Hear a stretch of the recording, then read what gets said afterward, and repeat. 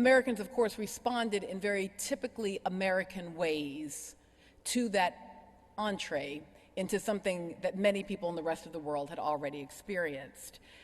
We began with a kind of nationalist fervor that was justified as reasonable patriotism.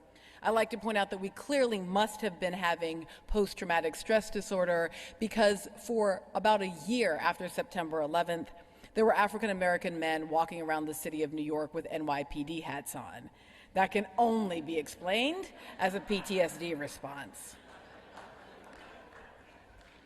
But I know, we'll just let you sit with that for a minute. But the other thing that happens in that moment, I don't want to miss this, is that a new version of what America typically needs emerged, and that is a racial enemy.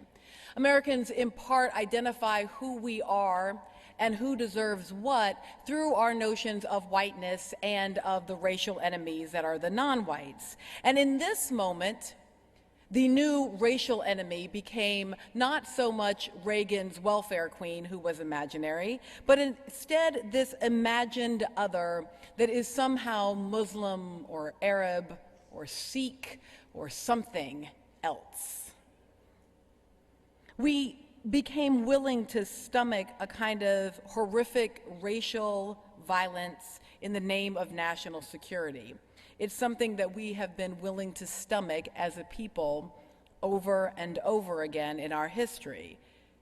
The Patriot Act was not an act of a Republican president acting alone. The Patriot Act was a bipartisan decision by both parties.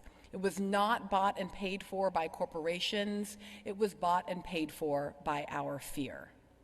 As much as we have our eyes on the Citizens United decision, we have to remember that it was our collective angst, maybe not the people in this room, but our collective angst that gave permission to Democrats in the House to rally behind Republicans in the White House under the banner of nationalist patriotic security, with the goal of both reducing our domestic civil liberties and giving us an entrance into what is at this moment an everlasting war.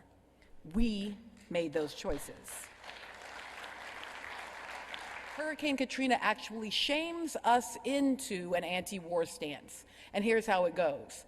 From September 11th, 2001 until about September 4th, I'm going to give it, of 2005, we are trying to participate in the nationalist patriotic fervor against the imagined racial enemy that is those others over there that are activating terrorism against us.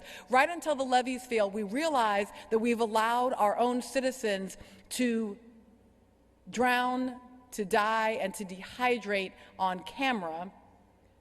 And we go, oh, if you can't get a water to an American city for a week, how can you prosecute a foreign war?